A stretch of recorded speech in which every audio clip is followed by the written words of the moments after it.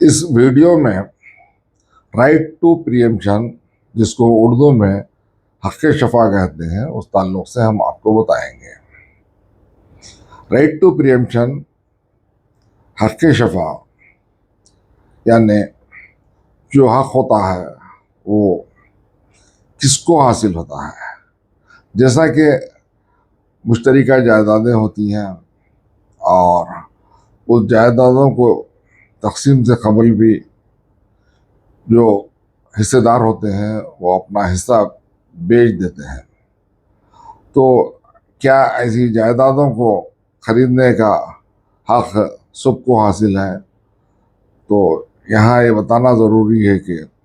Third parties मुश्तरका जायदादों को नहीं खरीदना चाहिए, और ख़ास तौर पर रिहायशी जायदादें जो होती हैं उसको तो क़त्अन नहीं खरीदना चाहिए, क्योंकि जब जायदाद तकसीम नहीं होती है और कोई फरीक अपना गैर तकसीम शुदा मुश्तरका हिस्सा बेचना चाहता है तो वो अपने ही किसी शरीक यानी को शेयरर को बेचना कानूनी तौर पर बेहतर है। अगर थर्ड पार्टी को बेचा जाता है तो थर्ड पार्टी को उस जायदाद से मुतसर्रफ होने यानी कब्जे का हक हासिल नहीं होता, मुश्तरका कब्जे का हक हासिल नहीं होता। तो ये तमाम उलझनें आती हैं, और अगर कोई ख़रीद भी लेता है बग़ैर इल्म इत्तला के, चाहे वो मुश्तरका जायदाद हो या तकसीम शुदा जायदाद हो, तो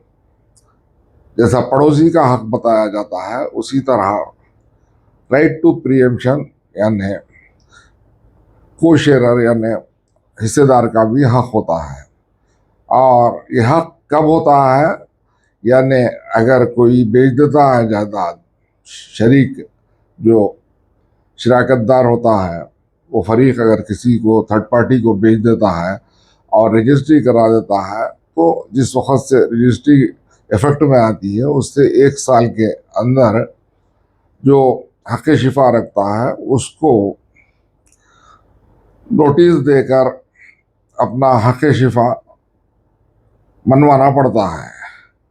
और इस ताल्लुक़ से अदालत में अपने हक़ के लिए दीवानी मुकदमा दायर किया जा सकता है,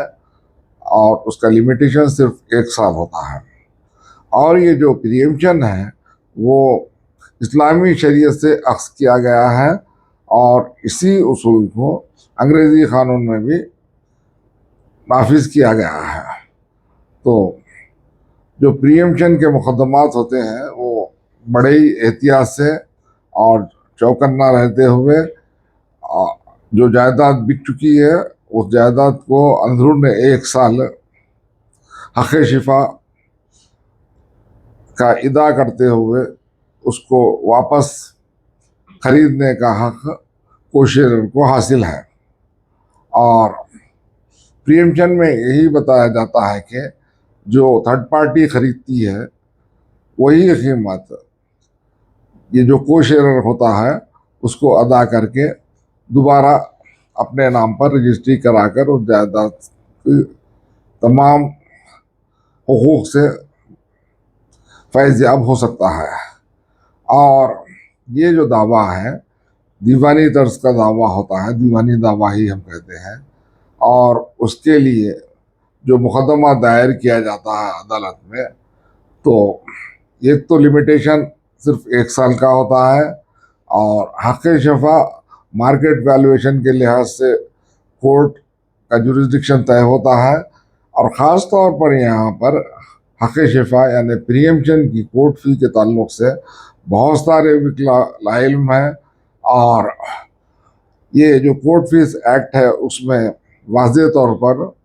कहीं भी किसी भी शेड्यूल में दर्ज नहीं किया गया है, लेकिन इस तरह के जो मुकदमात होते हैं इसको सेक्शन 47 कोर्ट फीस एक्ट में बताया जाता है। और जो एक फिक्स्ड फीस होती है 200 रुपये या ज़्यादा से ज़्यादा 300 रुपये एकदम एक मुश्त जमा करके हक़ शिफा का दावा दायर कर सकते हैं। तो ख़ास तौर पर ये जो राइट टू प्रियम्पशन है उसको मद्देनज़र रखते हुए खरीदार चौकन्ना रहना चाहिए कि किसी की जायदाद को खरीदने से पहले उसके कोशेरर के बारे में मालूम कर लेना और फिर तकसीम के बारे में मालूम कर लेना चाहिए। और अगर कोई हमसे मशावरत करना चाहते हैं क़ानूनी, तो हमसे बिलमुशाफ़ा मशवरा फ़ीस अदा करते हुए टेलीफोन के ज़रिए अपॉइंटमेंट हासिल करके हमारी ऑफिस पर शाम 7 बजे से रात 10 बजे तक मुलाकात कर सकते हैं। और हमारा ऑफिस जूडियो मलकपेट के बिल्कुल करीब वाक़ है। वहाँ पर शख्सी तौर पर आप विज़िट करके शख्सी मुलाकात कर सकते हैं।